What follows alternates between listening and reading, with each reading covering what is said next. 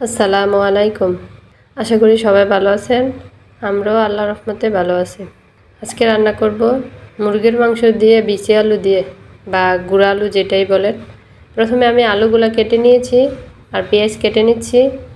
আর যখন আমি তরকারি কাটবো তখন তো আমার মেয়ে আমার সব সময় আমার কাছে থাকবো, ও হাত দিয়ে মাখামাখি করবে, হাতাহাতি করবে।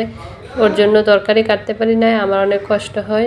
এদিকে আমি কড়াইয়ের মধ্যে তেল দিয়েছি, পেঁয়াজ কুচি দিয়ে দিয়েছি, সাথে তেজপাতা, এলাচ আর দারচিনি দিয়ে পেঁয়াজটা একটু কালারিং করে আসছে। এখন আমি পরিমাণ মতো আদা বাটা, রসুন বাটা, হলুদের গুঁড়া, মরিচের গুঁড়া, স্বাদ মতো লবণ, ভাজা জিরার গুঁড়া দিয়ে মশলাটা একটু নেড়ে নিচ্ছি।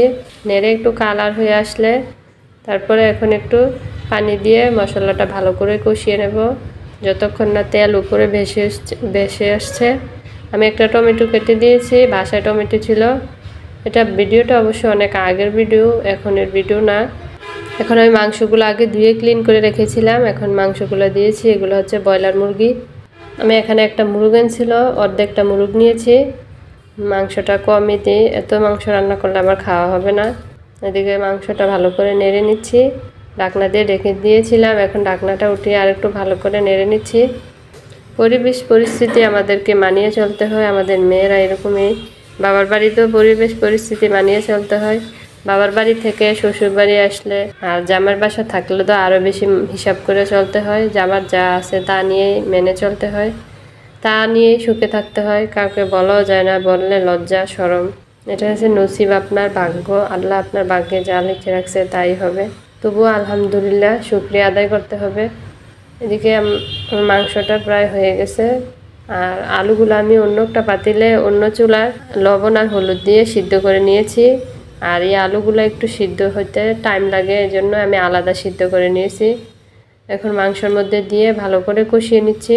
মাংসটা একটু ভালো করে কষানো হয়ে যাক। আর এদিকে আমি ঢাকনা দিয়ে ঢেকে দেব।